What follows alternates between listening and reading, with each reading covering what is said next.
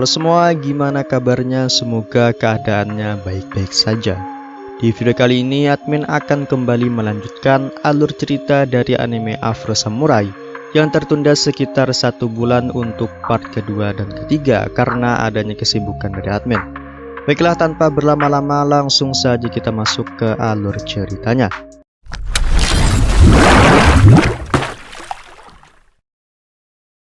Melanjutkan cerita yang kemarin, di saat Afro memasuki ruangan kedua, ia pun disambut oleh Brother Six, biksu terkuat di DMVT7 Clan. Tak pakai lama, Brother Six dan Afro melakukan pertarungan. Akan tetapi Brother Six bukanlah tandingan dari Afro, sehingga Afro dengan mudah mengalahkan Brother Six. Pada saat di ujung ajalnya, Brother Six membuka box yang ada di belakangnya, dan keluarlah Brother Four dan juga Brother Five. Mereka pun berusaha mengepung Afro. Kan tetapi mereka berdua pun bukanlah tandingan dari Afro dan dapat dihabisi Afro dengan mudah. Pada saat Afro memasuki lebih dalam markas di DMVT7 Clan, dia merasa diawasi oleh seseorang. Benar saja, dia menemukan Brother Two di tumpukan mayat yang sedang mengawasinya menggunakan teropong. Tanpa perlawanan yang berarti, Afro membunuh Brother Two dengan sangat mudah. Setelah itu, Afro pun kembali dikejutkan oleh kedatangan lawan yang cukup berat. Afro dihadang kembali oleh android sebelumnya, yaitu Afro Druid versi 2. Berbeda dengan Afro Druid sebelumnya yang hanya mengcopy skill berpedang dari Afro Samurai, Afro Druid versi 2 lebih seperti robot pembunuh dengan kemampuan combo antara kemampuan berpedang dan kemampuan menembakkan misil serta kemampuan robot pada umumnya. Kali ini Afro menemukan lawan yang sangat berat. Afro hampir kewalahan pada saat menghadapi Afro Druid versi 2. Sampai ketika Afro Druid lengah, Afro pun dapat menghujam Afro Druid dari belakang. Tak ingin kalah dari Afro Druid sebelumnya, kali ini Afro Druid versi 2 terbang hingga ke angkasa agar bisa melepas dari kuncian Afro. Tetapi dengan skill dan pengalaman Afro dapat memberikan perlawanan yang sangat berat terhadap Afro Druid 2 hingga dia pun jatuh ke tanah. Pada saat sebagian tubuhnya hancur, Afro Druid mengeluarkan senjata pamungkasnya, yaitu mengeluarkan laser cannon beam. Tetapi sebelum sempat Afro Druid menembakkan laser tersebut, pedang Afro tiba-tiba jatuh dari angkasa dan menancap tepat di kepala Afro Druid 2 hingga mengakibatkan error sehingga tembakan laser cannon beamnya mengarah ke atas, dan Afro Druid pun akhirnya dapat dikalahkan. Ninja-ninja kemudian mengambil prosesor di tubuh Afro Druid versi 2 dan menghancurkannya agar data pertarungan Afro Druid tidak disalahgunakan lagi. Setelah berusaha susah payah mengalahkan lawan yang kuat, Afro dan ninja-ninja lalu bergegas ke lantai atas menggunakan live. Pada saat itulah Brother One datang dan berniat untuk mengalahkan Afro. Seperti saudara-saudaranya yang lain, Brother One dapat dihajar oleh Afro dengan sangat mudah.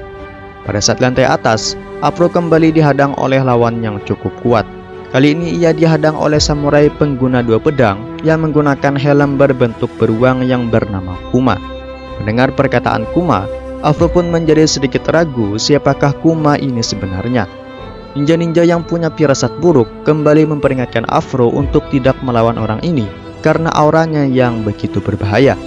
Afro yang tak punya pilihan lain akhirnya tetap melawan Kuma. Tetapi berbeda dengan pertarungan sebelumnya, kali ini Afro lebih banyak bertindak dan berlari menghindari serangan Kuma. Kuma yang terus menyerang Afro yang tak melawan dirinya akhirnya dapat menjatuhkan Afro. Kuma yang tidak mau main-main lagi dengan Afro akhirnya melayangkan serangan udara yang membuat kuil tempat mereka berduel hancur. Di saat itulah diperlihatkan kembali flashback masa lalu Afro, di mana masa-masa itu Utsuru dan Jino masih berguru kepada Samurai Swordmaster. Afro yang sudah beranjak remaja mulai terlihat skill-skill berpedangnya. Suatu ketika ia dihadang oleh kawanan samurai yang mencari masalah dengannya. Afro yang kalah jumlah akhirnya dibantu oleh Jino untuk mengalahkan para lawan samurai tersebut.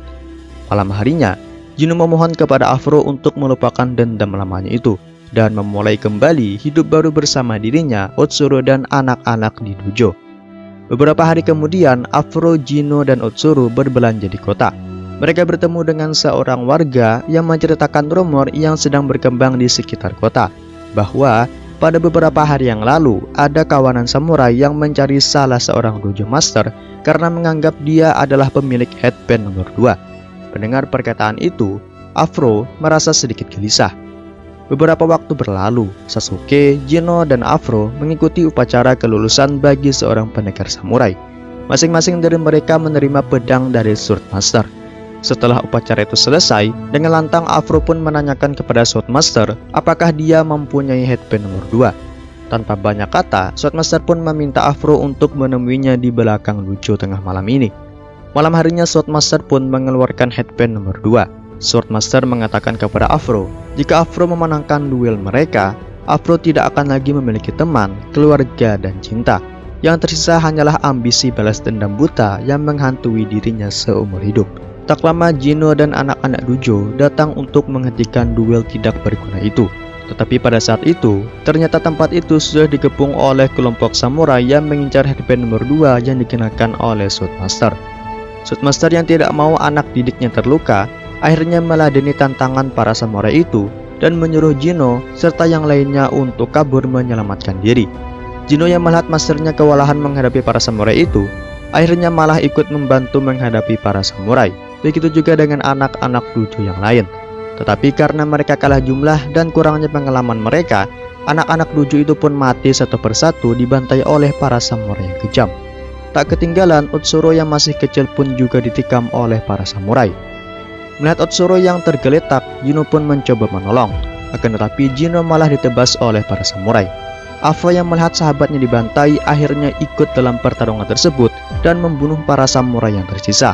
Akhirnya hanya 2 orang yang tersisa, yaitu Swordmaster yang sekarat serta Afro. Karena sudah dibutakan oleh balas dendam, Afro pun akhirnya melawan masternya tersebut.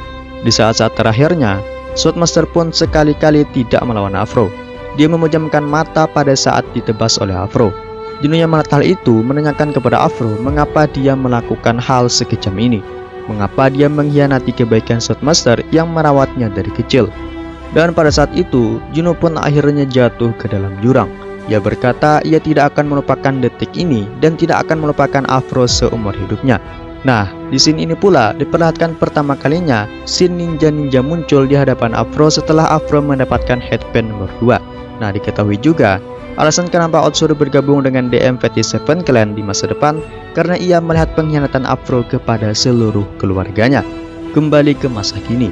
Ternyata Kuma adalah Gino, anak yang diselamatkan di DMVT7 Clan dan tubuhnya diubah menjadi cyborg oleh Dr. Darman. Akhirnya pertarungan antara 2 saudara angkat ini pun terjadi. Pada saat Gino menyerang, tiba-tiba ninja-ninja menghalangi tebasan Gino yang membuatnya berdarah-darah. Ninja-ninja kembali mengoceh untuk memantapkan hati Afro tentang tujuan dirinya. Tak lama, sosok ninja-ninja pun berubah menjadi cahaya hijau dan pada akhirnya menghilang. Afro yang sudah mendapatkan kemantapan hatinya kembali, akhirnya untuk pertama kalinya pada saat melawan Gino, ia menghunuskan pedangnya dan melawan balik semua serangan Gino. Jual beli serangan pun terjadi antara Gino dan Afro. Ilmu berpedang mereka bisa dibilang seimbang, akhirnya pertempuran final pun terjadi. Afro dan Gino mengeluarkan jurus terkuat mereka yang membuat Gino tertebas dan kalah. Setelah pertarungan yang cukup sengit, Afro akhirnya sampai di Gunung Shonai, tempat di mana Justice si pemilik headband nomor 1 tinggal. Justice kemudian menceritakan kepada Afro kenapa ayahnya kalah dari dirinya. Karena pada saat itu, ayahnya tidak ingin menjadi dewa samurai dan dia sengaja menyembunyikan keberadaan headband nomor 1 dan hidup secara damai. Ayahnya tidak punya ambisi sama sekali untuk menjadi jauh lebih kuat dengan menghancurkan samurai-samurai yang lain. Dan itulah mengapa ayah Afro kalah dari dirinya. Di tempat itu juga terlihat banyak tengkorak yang menggunakan headband, mulai dari nomor 3, 4, dan juga seterusnya. Tengkorak-tengkorak itu adalah tengkorak para warrior yang tewas pada saat melawan Justice. Muak dengan ocehan Justice, Afro pun langsung menyerang Justice. Afro dapat menghindari semua serangan Justice dan berhasil menebas kedua tangan Justice. Tetapi pada saat Afro akan melancarkan serangan lanjutan, ternyata Justice memiliki tangan ketiga di punggungnya yang menggunakan samurai. Tangan inilah yang memanggal kepala ayah Afro sebelumnya. Tetapi berbeda dengan pertarungan sebelumnya, Afro dapat menangkis serangan dari Justice dan berhasil menebas leher Justice. Melihat tubuh Justice tertebas, Afro pun merasa dia sudah menang. Ternyata Justice masih hidup dan meregenerasi lehernya yang sebelumnya ditebas oleh Afro. Dari tangannya pun ia dapat mengeluarkan saraf yang terhubung ke tanah. Dan seketika tombak besar pun keluar dari tanah dan menancap di kepala Afro seperti lawan-lawan Justice sebelumnya yang mati karena tertancap tombak di kepalanya. Akan tetapi Afro masih belum mati, yang dimana rupa-rupanya tombak itu menancap di rambut Afro bukan di kepalanya. Afro kemudian melanjutkan serangan balik dengan menebas Justice secara brutal yang mengakibatkan tubuhnya hancur berkeping-keping dan tak dapat beregenerasi kembali. Akhirnya Afro pun dapat membalaskan dendam ayahnya dan mengklaim headband nomor 1. Waktu pun berlalu begitu cepat setelah kejadian itu. Beberapa tahun kemudian di tempat yang sama, Afro yang mengenakan headband nomor 1 kedatangan tamu yang menantangnya. Tamu itu adalah Gino, sahabat sekaligus saudara angkatnya, yang menantang Afro untuk memperebutkan headband nomor 1. Kira-kira apakah yang akan terjadi selanjutnya? Jika kalian penasaran, nantikan di video selanjutnya.